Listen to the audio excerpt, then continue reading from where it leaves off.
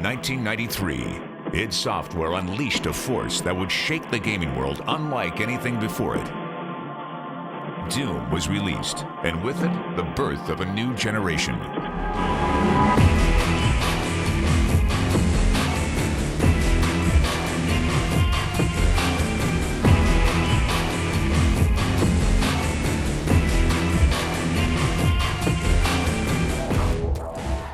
The original Doom was a really significant jump in gaming technology for the time.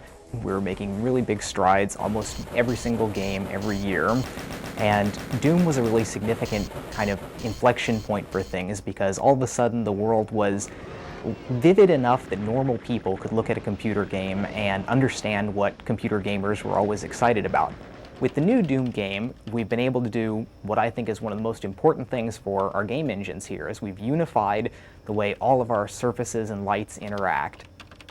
We're able to use the bump mapping technologies on the modern 3D cards to bring about detail into things that we can still run at a very rapid rate. And the step in quality is just breathtaking. We're able to see pores and veins and crevices, and you're able to go ahead and see whether a scientist is having a bad hair day. Now, most of the time you don't get to see this much detail when you're just gunning down enemies, but occasionally something will happen. You'll turn around and there's a monster right there in your face. You see the slime dripping out of its mouth and blood coming off of it, and it's really taking it to a new level. The technologies that have followed from the original Doom have brought freedom to the artists who are now able to truly bring their visions to life. Gamers will no longer just play games, they will be immersed in them. Every generation of technology that John Carmack has created has raised the bar for the industry and really set an example that other programmers have used to follow in creating their next generation of technology. Doom 3 is going to be the exact same thing. It looks awesome, and the universe that we've created is nothing short of just mind-boggling. We are going to redefine what people expect to see in a PC game experience and provide them something that they haven't had an opportunity to experience before. There's a huge difference between the way we created art back for the old Doom, for the original Doom, and the way we create art now for Doom 3. When you're trying to compare what you're used to seeing or what you saw in the old Doom compared to Doom 3, it's almost like a comic book coming to life. In Doom 3, we're able to create hyper-realistic environments, things that you really would only see before in a movie.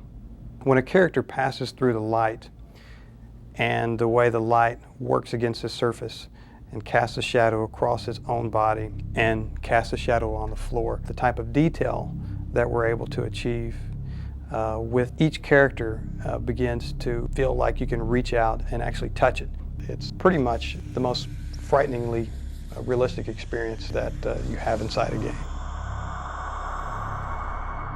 In the original Doom, we had a lot of limitations when we were working with the maps. The player couldn't jump, we weren't able to have a room above another room. It was all very simple. The level making experience in Doom 3 is much more complicated than any other title that we've done in the past. As technology's improved, we've had fewer and fewer limitations. And now, with Doom 3, we have the ability to create anything that we want. As an animator from a film background, I was always taught to try to get inside the characters and kind of get a feel for what they're thinking. And with the new Doom, I felt that I've been able to be a lot more creative here because I get to basically come up with how the characters move and what the cinematics are and what the demons are doing, what the zombies are doing. So it's very cool. People probably won't understand the amount of detail that is in the world and what goes into creating those details. All the textures are actually models. They're not just painted anymore. Everything is modeled very detailed, very high res, and then we'll build the lower res off of that, and with the new John Carmack magic, it adds all the details back in. We're getting to the point where people really enjoy having that ability to create cinematics that are basically film quality. When we were presented with the opportunity to work on Doom 3, that was a bandwagon I jumped on, with both feet and kind of rallied and said, yes, that's what we need to make because the technology was right and the time was right, and I really felt that's what fans wanted. People wanted another Doom game from id. Gamers and press alike embraced Doom as it took them through an uncomfortable journey filled with demons and monsters. A decade later, id Software brings back the title that defined the first-person action shooter and makes it one of the most frightening places to be.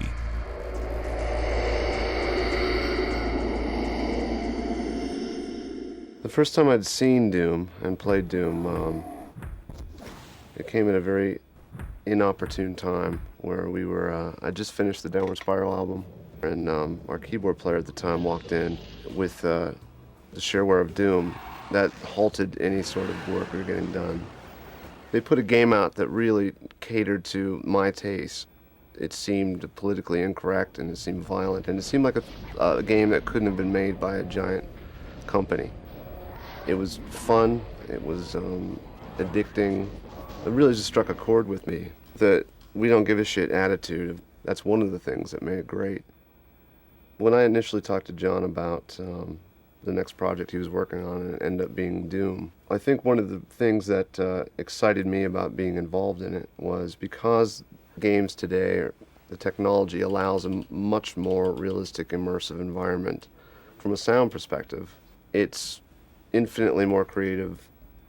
I'm intrigued about what we will be able to pull off in terms of really getting inside your head and making it an unpleasant place to be.